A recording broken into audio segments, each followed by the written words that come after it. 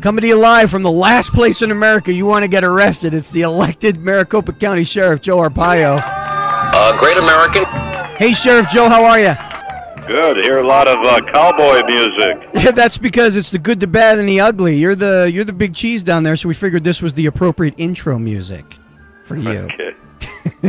All right, so give us your take on the shooting down there. I mean, you're very close to what happened down there. I know you've been talking to a lot of people, a lot of talking heads out there asking you your opinion. Tell us what you think about what happened. Give me the 25-cent version.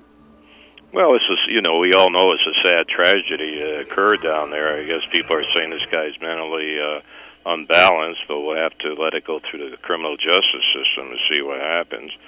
There's a lot of hype. I don't like criticizing a fellow sheriff, but I think he's made some remarks maybe he should take back about racism and about this state. You're talking about Sheriff Dupnik. Mecca for prejudice. He was against the new illegal immigration laws, say it was racist, and I'm the guy that's been enforcing the illegal immigration laws and speaking out, being the poster boy for the U.S. Justice Department, or for the, so I'm the poster boy, and people are going after me, the Justice Department investigating me, racial profile and all that stuff, so I think Clarence was probably indirectly going after me. If he does mention me personally, then the war starts, and I'll come out and guns blazing. I shouldn't say that, and talk about how this is all politically motivated. See, not the incident. I'm talking about the comments. See, Sheriff Joe, I was going to ask you that. I mean, I don't think anybody's really come out and asked you that, but I was going to ask you that. Do you think Sheriff Dupnik was specifically referencing you and the way you go about your business in your county when he made those comments? Well, he didn't mention my name, but he's talking about talk radio, which talking about you, because you guys caused this guy to go crazy. So that's not fair, and it's all proven to be false. There's no politics involved with this guy.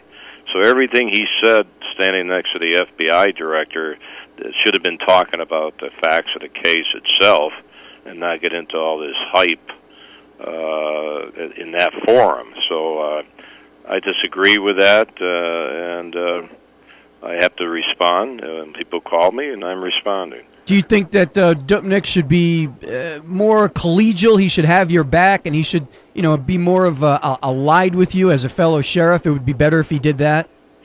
Well, what makes me a little angry, I'm a human being, too. Even though I have demonstrated for 2.5 years in front of my buildings, they follow me from New Hampshire. They were in Denver, Colorado recently when I was talking. They're going to be in San Diego on the 20th when I'm giving a speech, so they'll be there. They're already organizing. I've been threatened. I can go on and on. But when I was down in his county a while back, one of the top county officials had a pinata, you know what that is, of me, and they cut my head off. She did, and showed it to all the kids. Linda Ronstadt, the former famous singer from that county, came up here and led 10,000 people against me. So, why isn't the sheriff concerned about all that rhetoric zeroing in on me? He didn't seem to have a problem with it. Yeah, I understand what you're saying. You're saying what's good for the goose should be good for the gander. If they're asking you guys, and you're generally considered to be on the right, if you feel as though if they're going to attack the people on the right, they should take some of their own medicine. They should follow some of their own advice and be a lot more tolerant towards you, correct? Well, I don't know if I'm on the right, left, or what. I lock everybody up. I'm an eco-opportunity guy. I don't know where they get this as a right-wing sheriff. I've been in law enforcement 50 years. So I lock up lefties, righties, whatever they are. But that's okay. I am a Republican. I am rather conservative, but I lock up conservatives, too. Yeah. But I if got they want to call me that, okay. All right, so let's talk about maybe some solutions. I mean, there's legislation flying everywhere because, these frickin' politicians, and don't take that personally. I know you get elected as the sheriff, but I don't really consider you like a politician. I consider you more a law enforcement guy. I think that's the way you've held yourself all the time.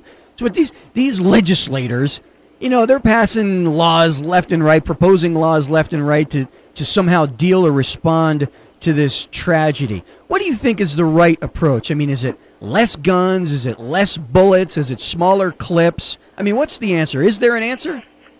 Well, come on.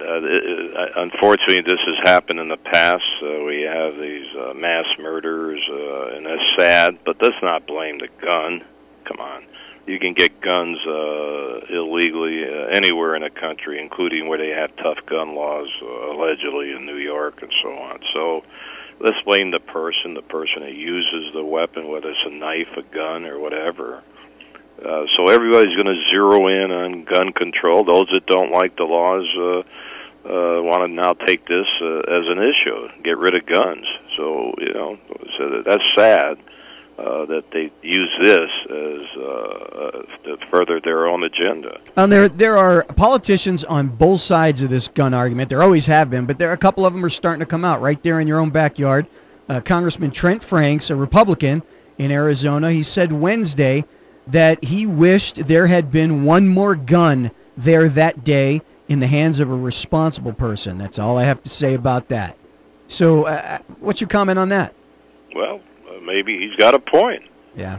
He's got a point. That would be a perfect example on our gun laws, that if someone was carrying and took action as a private citizen, hey, that guy would be a hero in my book, but I guess nobody had guns at that time, unfortunately. I'm sure if someone did, they may have taken action, and this guy would have been, you know, wouldn't have to waste money on his trial.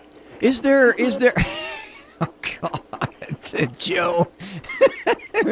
Well, you want to, well, wait a minute. It took a second for that to set in with me, but Jesus Christ, Joe. Well, wait a minute. Let me clarify that. The guy would have taken action and killed the guy, right? So I don't think there's any doubt about it. And saved some lives. This guy was killing everybody. Yeah. So what's wrong with me saying that if a guy had a gun and killed him, well, there wouldn't be any trials, would there? We wouldn't be spending a lot of money on the justice system, yeah. And maybe no one's going to disagree with me on that, I don't think, other than the liberals out there. Yeah, I mean, it's a fair point. It's a fair point. And listen, if you got a gun and you shoot somebody, you shoot to kill. So yeah, and so, you know, I got 3,000 volunteers. My posse, 500 with guns. Right. I never had any problems. They're well trained. They go out there. If they see something, they're going to take action. So, jeez, Joe, well, is there a middle ground here? Is there any middle ground? I mean, with as far as gun control goes. And listen, I respect the Second Amendment. I think it's just as important as the First Amendment. I'm a big First Amendment guy. But is there some middle ground on the Second Amendment? Tell me tell me about it. Yeah. I'm not saying they have to be. I think that anybody that has a gun should be trained. Get some training. Okay. That's just common sense. Sure. I mean, that's what I say. If you're going to have a gun or drive a car, get some training. That's all. Don't just give a gun to a guy that never doesn't know how to pull a trigger or anything. Right. And I'm sure most gun owners don't know how to. They know how to use the gun. That makes good sense. Anything else? Size of guns, caliber, types of guns, number of bullets in a clip. Anything else? What difference does it make? A 38 Smith & Wesson, I go way back. Little 38 can kill people. So now we're going to worry how big the bullet is. So I don't think. How about types of bullets? Hollow tips, cop killers, stuff like that? Well, you know, once again, are we going to say what type of car you should buy, a Cadillac or a Volkswagen? Right. Right, I'd say, you know what, your reasoning is pretty well thought out, but you are willing to say, yeah, if somebody wants to buy a gun, they should be trained on it. That's at a minimum, right? Yeah, that's just common sense. Pass a background check, certainly. Yeah, they do. Right. So we have good gun control. Here we just passed a new law. You don't need all this 2 weeks training and to get a concealed weapon. Now, you know. The only thing, I could never figure this out, because in Arizona you could always carry a gun, but it had to be shown. What's the difference if you have a little jacket over the gun? The gun can still be fired and all that, so I could never understand that law anyway. Hey, Joe, last question. Are you going to run for higher office other than sheriff? No, I'm running for sheriff in 2012 for my...